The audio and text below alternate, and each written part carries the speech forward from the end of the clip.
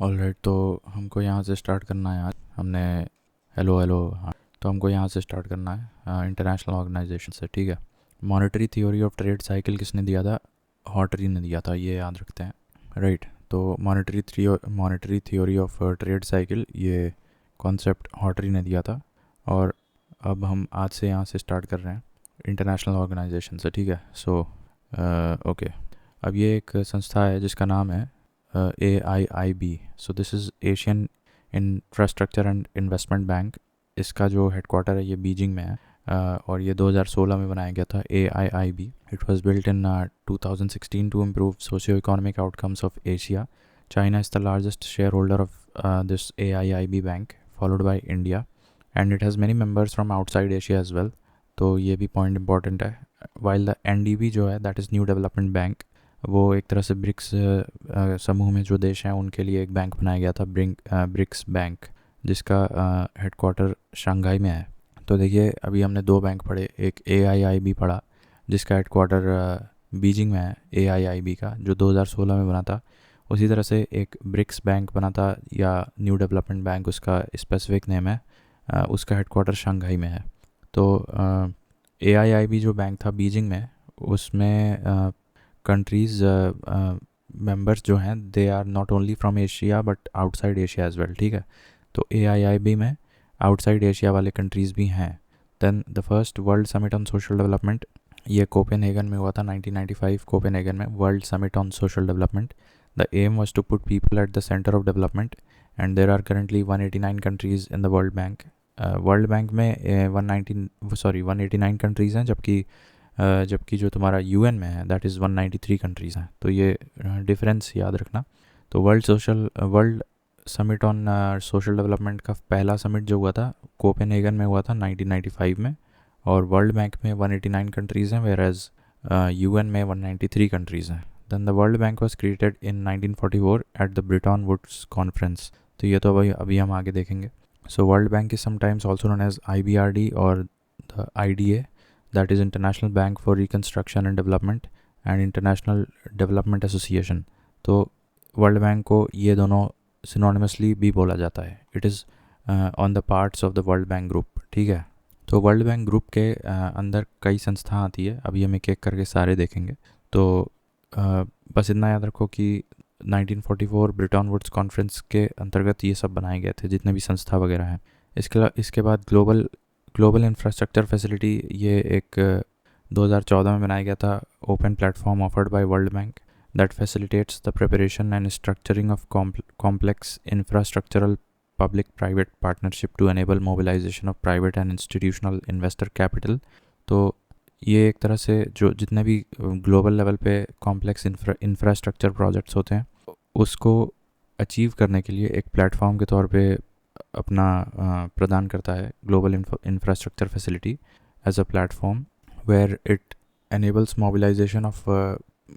mobilization of private and institutional investor capital, and a sort of partnership is made between public sector and the private sector to achieve a common goal। ठीक है। So that was global infrastructure facility, 2014 में world bank के द्वारा बनवाया गया था।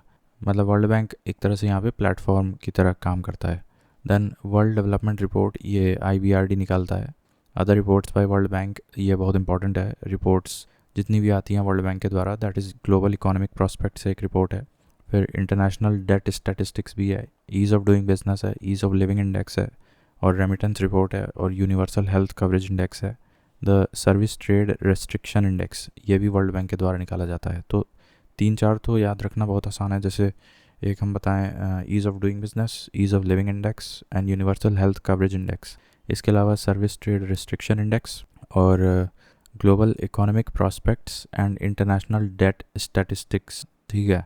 तो international debt statistics ये तो आसानी से याद रख सकते हैं, ये 6-7 रिपोर्ट्स निकालता है। ठीक है, world bank. Then world bank classifies, अब देखो low income according to world bank क्या होता है, $1135 और लेस एक साल में अगर आ रहा है तो लो इनकम है।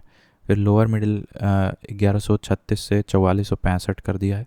अपर मिडिल में 4466 से 13,845 US डॉलर्स कर दिया गया है। और उसके ऊपर फिर हाई इनकम इकोनॉमीज़ या नेशंस कह दिया है। तो एक बार फिर से बता रहे हैं, 1135 डॉलर से कम लो इनकम है, 1136 से 4465 ये लोअर मिडिल है, और 4465 से 13,800 कुछ है डॉलर, तो दैट इज़ अपर मिडिल। और फिर 13,800 से ऊपर देखा जाए तो फिर that is high income country. So ये वर्गीकरण किसने किया? वर्ल्ड बैंक ने किया था, ठीक है। To classify the different nations whether they are high income economies और लोअर इनकम और लो इनकम और अपर मिडिल, ठीक है। तो ये लोअर मिडिल और अपर मिडिल में थोड़ा सा कन्फ्यूजन हो सकता है, वैसे इसको आंसर में लिखेंगे तो बहुत मतलब डिटेल्ड लगेगा। तो लो इनकम में क्या आ रहा है, 1135 डॉलर से कम अगर सालाना जो है कमा रहे हैं तो लो इनकम है।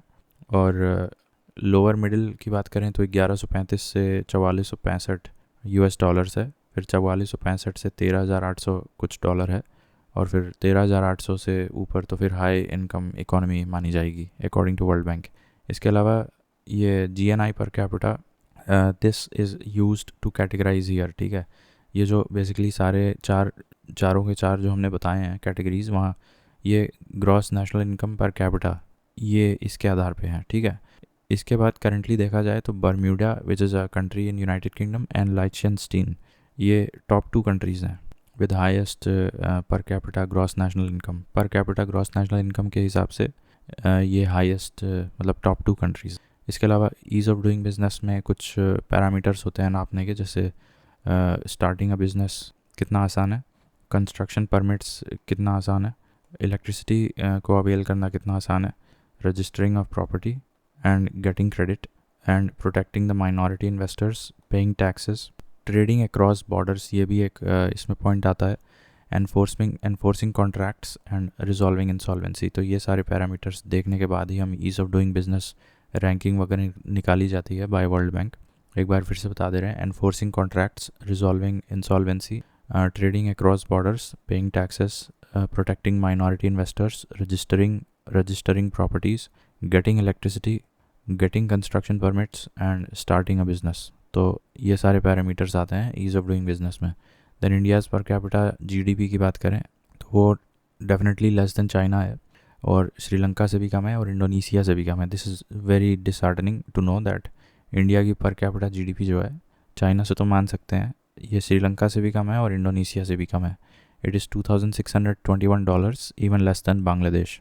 तो ये इतना अभी आज के डेट में बांग्लादेश से भी कम है। Then currently per capita GDP की बात करें, या नॉट पर कैपिटा GDP नॉमिनल की बात करें, उस हिसाब से फिर कंट्रीज़ को अरेंज करें तो US की GDP टॉप पे है, उसके बाद चाइना, फिर जर्मनी, उसके बाद जापान, और उसके बाद आता है India at the 5th place. Now this is GDP nominal, right.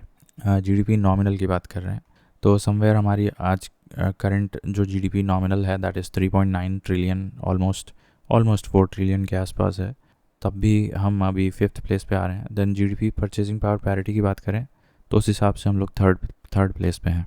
तो GDP परचेजिंग पावर पैरिटी के हिसाब से देखा जाए तो हमारा जो है 14 ट्रिलियन के आसपास है। Then most international agencies which fund development in India through intergovernmental bilateral agreements do so through low interest loans, grants and technical assistance। तो लो इंटरेस्ट लोन्स के रूप में हमें इंटरनेशनल एजेंसीज़ के द्वारा फंड प्राप्त होता है, ग्रांट्स के रूप में होता है, और टेक्निकल असिस्टेंस के रूप में होता है। इसके अलावा 1958 में एड इंडिया कंसोर्टियम एक बनाया गया था, इसको बाद में चल के इंडिया डेवलपमेंट फोरम भी बोला जाने लगा। It was an international scheme to support the development in India.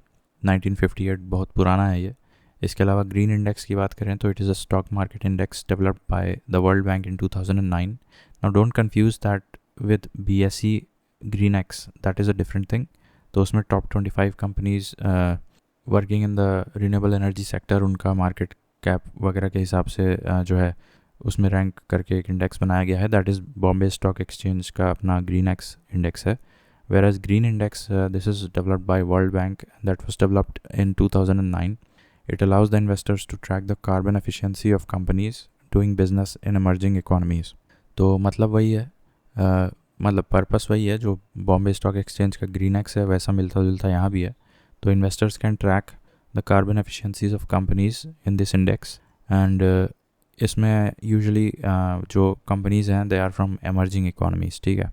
Then components of the world bank group, तो IBRD बन गया था 1944 में, और इंटरनेशनल डेवलपमेंट एसोसिएशन ये तो 1960 में जाके बना था, मीगा 1988 में बना था, इक्सिड ये 1966 में बना था, और IFC that was made in 1956।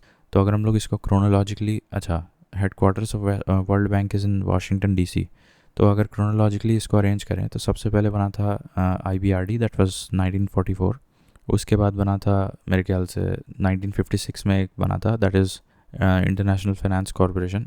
यही हमारे यहाँ मतलब हमारा मसाला बॉन्ड जो होता है इंडिया का वो लॉन्च करता है, वर्ल्ड बैंक का एक सब्सिडरी ऑर्गन है वर्ल्ड बैंक ग्रुप का।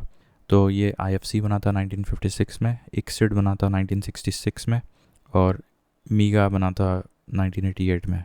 और ये बताना भूल गया हम, IDA that is international development association, ये 1960 में बन गया था। तो एक बार फिर से बता रहे हैं क्रोनोलॉजिकली, जो सबसे पहले 3 बन गए थे 1944, 1956 एंड 1960, ये 3 याद रखना है, 44, 56 और 60। उसके बाद कहीं जाके 1966 एंड देन 1988 आएगा।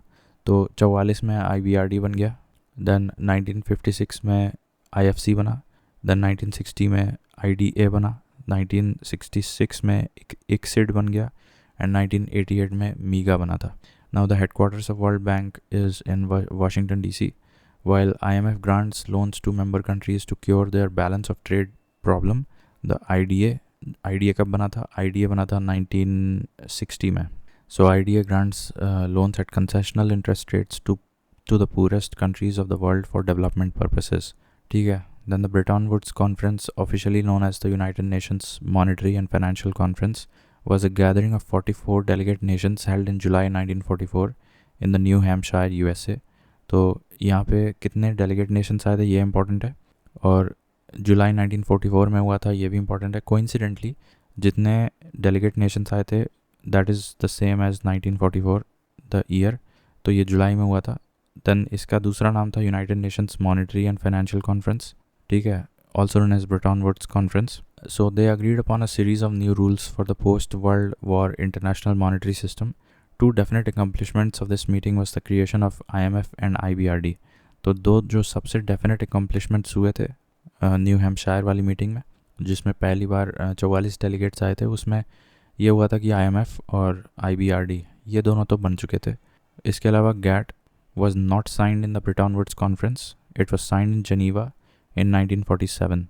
However, the origin of GATT can be traced to the Bretton Woods Conference in 1944, where the delegates recommended the formation of a complementary institution, ITO, which they had envisaged as the third leg of the system. While the World Bank has 189 members, the IMF has 190. It is to be noted that Andorra was the 190th entrant in the IMF system. तो ये बता रहे हैं कि जैसे दो definite accomplishments हुई थी जो ब्रेटन वुड्स कॉन्फ्रेंस जुलाई 1944 में, कि IBRD और IBRD के साथ साथ IMF ये दोनों तो उसी वक्त बन गए थे फर्स्ट मीटिंग में, IBRD as well as IMF। So IBRD और IMF तो फर्स्ट मीटिंग में ही बन गए थे। हालांकि जो GATT है आज की डेट में, general agreement on trade and tariff, ये जो बॉडी है this was not made back then. However इस पर डिस्कशन ज़रूर हुआ था, लेकिन उस वक्त ये GATT के नाम से डिस्कस नहीं कर रहे थे, ये ITO के नाम से डिस्कस किया जा रहा था, इंटरनेशनल ट्रेड ऑर्गेनाइजेशन के नाम से। तो वो बाद में जिनीवा में चल के 1947 में GATT का गठन हुआ था। हालांकि उस पर बातचीत चल रही थी in the form of international trade organization right from the day one, जो न्यू हैम्पशायर में मीटिंग हुई थी ब्रेटन वुड्स की right from day one, but उसका इंसेप्शन हुआ था जिनीवा 1947 में GATT का। The other fact here is that, मैंने ऊपर बताया था वर्ल्ड बैंक में 189 मेंबर्स हैं, जबकि IMF में 190 मेंबर हैं। ऑल्दो कुछ समय पहले तक वर्ल्ड बैंक में 189 थे, IMF में भी 189 थे, लेकिन थोड़े समय बाद अंडोरा नामक एक देश जो लेटेस्ट अभी एंट्री मारा है IMF सिस्टम में, उसकी वजह से IMF में 190 हो गए और वर्ल्ड बैंक में 189 है। Then India is amongst the founding members of both, ये इंपॉर्टेंट है, India is amongst the founding members of both IMF as well as the World Bank. तो वर्ल्ड बैंक को बेसिकली IBRD यहाँ लिख सकते हैं, ठीक है। इसके अलावा एक ये RTP सिस्टम होता है, रिजर्व ट्रांसपोजिशन, ये IMF का है। It is the members unconditional drawing right on the IMF So RTP is initially 25% of the members' deposit quota. Prior to 1978, members did not receive interest on their reserve tranche position, and it was called gold tranche or paper gold. So this process of unconditional drawing by a member is called as special drawing rights. तो ये 1969 से आया था, but इतना technical नहीं घुसेगा कि RTP is initially 25% of the members deposit quota, ठीक है।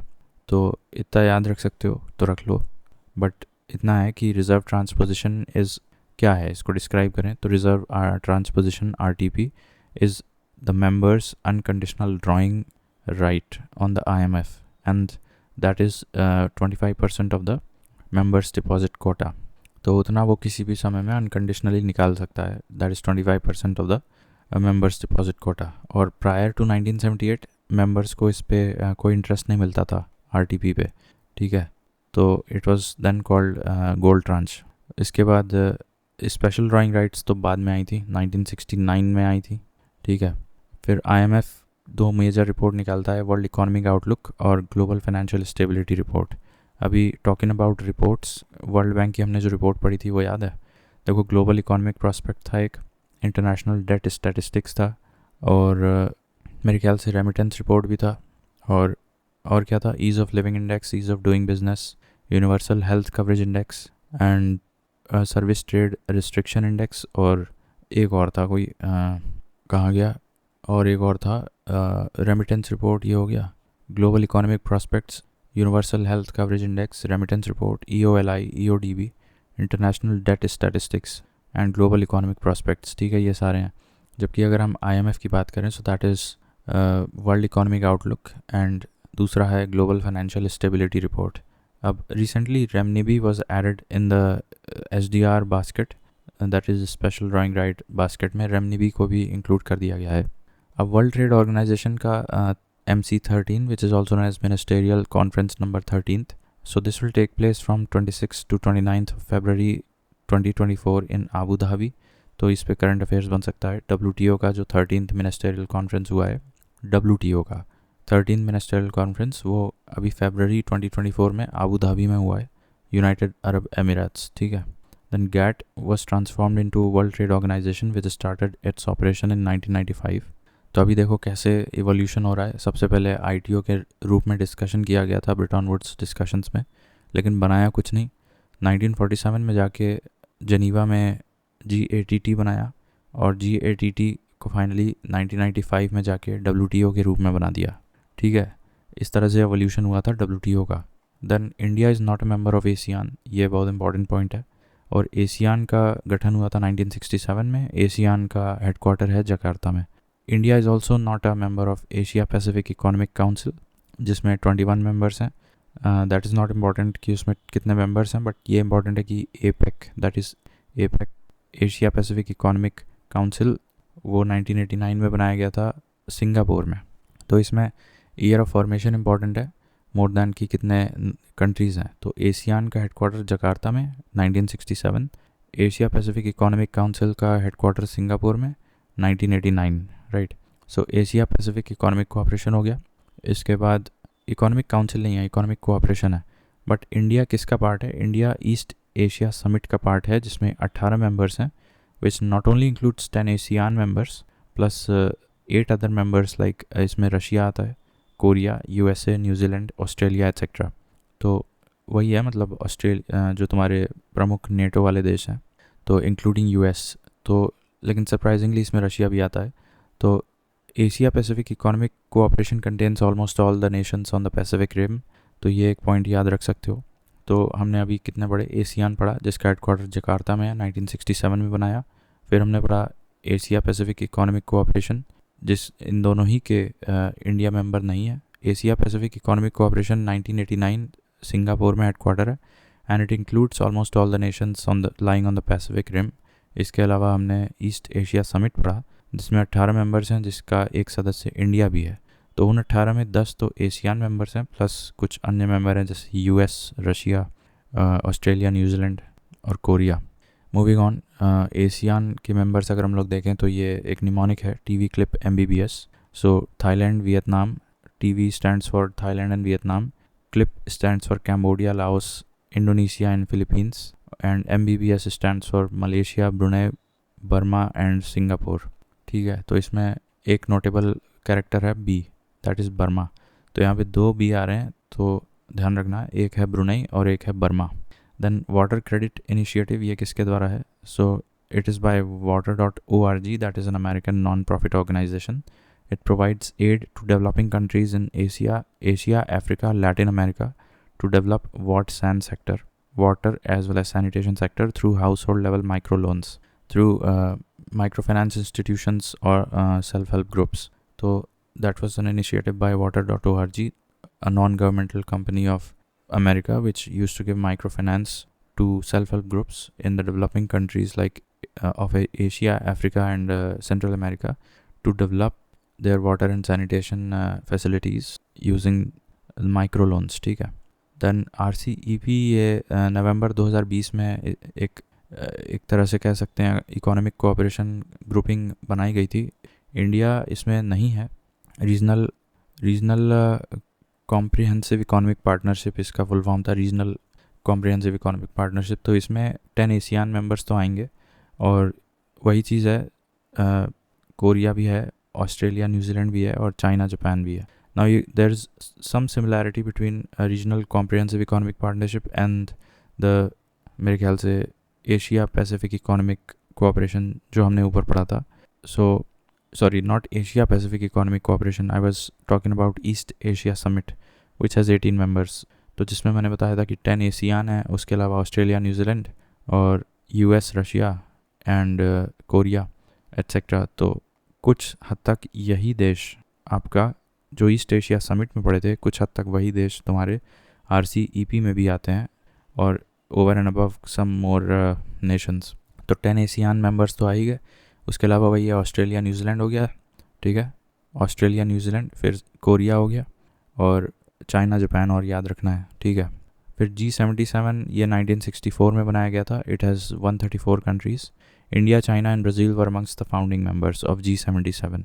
ये एक इंपॉर्टेंट पॉइंट है। सिमिलरली G15 ये जेनीवा में बना था और ये 1989 में बना था इन 9th summit of the non aligned movement in Belgrade. तो ये इंपॉर्टेंट पॉइंट है। देखो, G5 सब लोग जानते हैं, G7 जानते हैं, G20 भी जानते हैं, बट G15 नहीं जानते हैं और G77 नहीं जानते हैं। तो G15 9th summit of the non aligned movement which was held in Belgrade, Serbia. तो वहाँ पे जो 9th समिट हुई थी, 9th समिट किसकी हुई थी? नॉन अलाइन मूवमेंट की। उस 9th समिट में जाके तुम्हारा 1989 में G15 बनाया गया था। ठीक है, उसका हेडक्वार्टर है जनीवा में। उसी तरह से G77 के फाउंडिंग मेंबर्स में इंडिया भी आता है, ब्राज़ील और चाइना भी आता है। सो ठीक है, तो G77 देख लिया, G15 देख लिया जनीवा में, जो 9th summit of non aligned movement के उपलक्ष्य में बनाया गया था। Then the secretariat of Indian Ocean region ARC, ये एबने, मॉरिशस में है। Ebene is the capital of Mauritius. तो IOR, that is Indian Ocean region, ARC, at present has 23 members and focuses on the trade, economic and cultural cooperation, while the headquarter of ADB, that is Asian Development Bank, is Manila, Philippines। तो ये तो मुझे पता है। ऊपर हमने 2 China के banks पढ़े थे। एक था एशियन इंफ्रा इन्वेस्टमेंट बैंक जिसका हेडक्वार्टर बीजिंग में था, 2016 में बनाया था, और दूसरा पड़ा था न्यू डेवलपमेंट बैंक जो कि ब्रिक्स देशों का बैंक था, मेरे ख्याल से 2014 में बनाया था, फोर्टाज़ेला, ब्राज़ील में। फिर अब ये हम तीसरा पढ़ रहे हैं, एशियन डेवलपमेंट बैंक। इसका हेडक्वार्टर मनीला, फिलीपींस में है। ठीक है, और इसमें उर्जित पटेल भी काम कर चुके हैं बहुत ऊपर के पोस्ट पे। ठीक है, तो ये इंडियन ओशन रीजन आर्क भी एक ग्रुपिंग है for trade, economic and cultural cooperation, और इसमें 23 मेंबर्स हैं, 23, और इसका हेडक्वार्टर है एबने, मॉरिशस में। तो because Mauritius lies in the Indian Ocean region, तो वहाँ पे हेडक्वार्टर होना ऑब्वियस है। इसके अलावा G8 इनिशिएटिव एक था मुस्कोका का, ये कनाडा में स्टार्ट हुआ था, to mobilise additional $5 billion for the MDG goals 4 and 5 relating to maternal and infant health. तो ये पूछेगा तो नहीं, बट मेंस आंसर राइटिंग में एनरिच करने के लिए याद रख सकते हैं। G8 Muskoka initiative, Canada, 2010, to mobilize additional $5 billion for achieving the goals of maternal and infant mortality. Then G7 plus Russia, तो इसका निमोनिक क्या है देखो, G7 में क्या आएगा, Japan, USA, Italy, Canada and England. तो ये हो गया जूस, JUICE। और फिर Russia entered G7 in 1997, although in 2014 it was suspended. 2014 में G7 से सस्पेंड किया, 27 में रशिया खुद निकल गया। तो G7 में मतलब बाद में रशिया आया था, 1997 में एंटर किया था, 14 में सस्पेंड हो गया, 17 में निकल गया। तो आज की डेट में G7 में कौन कौन है, तो जापान है, US है, इटली है, कनाडा है, इंग्लैंड है और फ्रांस भी है। ठीक है, फ्रांस भी है। तो इतना याद रखते हैं, 1 2 3 4 5 6 ही तो और हैं। रशिया ठीक है, जी से नहीं आ रहा है कुछ, जी से भी कोई था क्या, जर्मनी था क्या, इस जर्मनी है मेंबर ऑफ G7, लिखना शायद भूल गया, you will have to confirm that. तो ये देखो, the group 7 G7 is an intergovernmental political and economic forum consisting of Canada, France, Germany, Italy, Japan and the United Kingdom and the United States. Additionally, the European Union is a non-enumerated member. तो यहाँ देखो Germany भी आ रहा है, Germany लिखना भूल गया मैं वहाँ। ठीक है, तो ये हो गया। इसके बाद साप्टा, सिका, साफ्टा, कॉमकॉन, नाफ्टा एंड बेनेलक्स। तो इसमें सबसे आसान क्या है, इसमें सबसे आसान है Benelux. So that is Belgium, Netherlands and Luxembourg. ये कुछ कोऑपरेशन यूनिट्स हैं, ग्रुपिंग करी गई हैं। नाफ्टा 1994 में बना था, ईयर इंपॉर्टेंट है। तो ये ट्राईलेटरल है, US, कनाडा और मेक्सिको का। NAFTA was replaced by USMCA इन 2018। ठीक है, अगेन ट्रेड कोऑपरेशन ग्रुपिंग है ये। NAFTA 1994 was replaced by USMCA इन 2018। इसके अलावा कॉमकॉन है, ये मेरे ख्याल से कैरिबियन देश समूह में एक ट्रेड ग्रुप है, कॉमिकॉन। देन साफ्टा, ये SAFTA 2004 signed and operational in 2006 but SARC has been defunct since 2014। तो आई थिंक सार्क एक कंट्रीज़ का समूह था जिसका एक इकोनॉमिक ग्रुप अलग से बनाया गया था, that was called as SAFTA, free trade agreement amongst the members of the SAARC देश।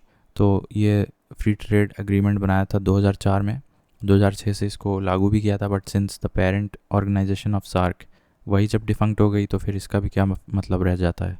सेका, ये कॉम्प्रिहेंसिव इकोनॉमिक कोऑपरेशन एग्रीमेंट, ये जो है that was between India and Singapore, मेरे ख्याल से ये हम पढ़ चुके हैं। सेका 2005 में बनाया था, comprehensive economic cooperation agreement between India and Singapore 2005। और साप्टा है, ये क्या है, not South America, South Asian preferential trade agreement that was signed in 1993 and enforced from 1995। So SAPTA important है। और यहाँ देखो NAFTA, there is nothing like SAFTA. So SAP, that is South Asian Preferential Trade Agreement 1995, and SECA, that is 2005।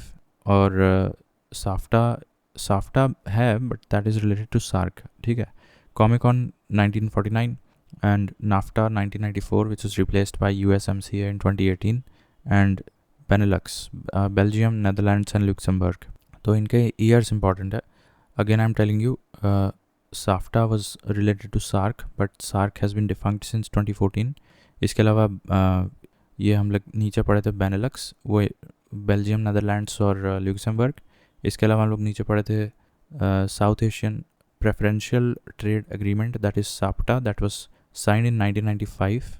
और 1994 में हुआ था NAFTA, that is north American free trade agreement, जिसमें US, Canada और मेक्सिको थे, but that was replaced by USMCA इन 2018।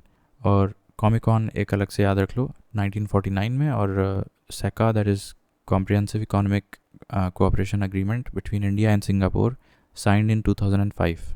इसके बाद Mekong Ganga cooperation, ये काउंसिल बनाया था 2000 में, सन 2000 में। और इसका जो है निमोनिक आप देख लो, लिम्का टीवी। लाओस इसमें आएगा और इसका हेडक्वार्टर लाओस में है। और Laos, Indonesia, Malaysia, Cambodia, Thailand, Vietnam, ये सारे आपके आ जाएंगे इसमें। लिम्का टीवी इसका निमोनिक है मेकोंग गंगा कोऑपरेशन का, मेकोंग गंगा कोऑपरेशन काउंसिल। तो लिम्का टीवी है, L से लाओस हो गया, इंडोनेशिया हो गया, फिर M से मलेशिया हो गया, और CA वेरी स्मॉल, तो फिर कैम्बोडिया हो गया। This is Limca. और टीवी से थाईलैंड और Vietnam. Then Gulf Cooperation Council, ये 1981 में बना था, whereas Mekong Ganga cooperation council 2000 में बना था। अब Gulf Cooperation Council, Q box याद रखना है, Qatar, UAE, Bahrain, Oman, Kuwait and Saudi Arabia, whereas countries surrounding Persian Gulf, ये आपका जो ऊपर हमने पढ़ा क्यू बॉक्स, उसमें 2 आई और जोड़ दो, ईरान और इराक, तो that is countries surrounding Persian gulf. और गल्फ कोऑपरेशन काउंसिल भी हो गया, और मेकोंग गंगा कोऑपरेशन काउंसिल भी हो गया, ये सारे हो गए। G7 हो गया, G8 मस्को का इनिशिएटिव 2010 हो गया। IOR ARC रीजन हो गया जिसमें 23 मेंबर्स हैं, हेडक्वार्टर एबने मॉरिशस। G77 1964 में बना था, फाउंडिंग मेंबर्स में India, Brazil, China. And G15 जिसका हेडक्वार्टर जिनीवा में है, वो 9th summit of non aligned movement Belgrade में बनाया गया। RCEP ASEAN plus few other members similar to East Asia summit.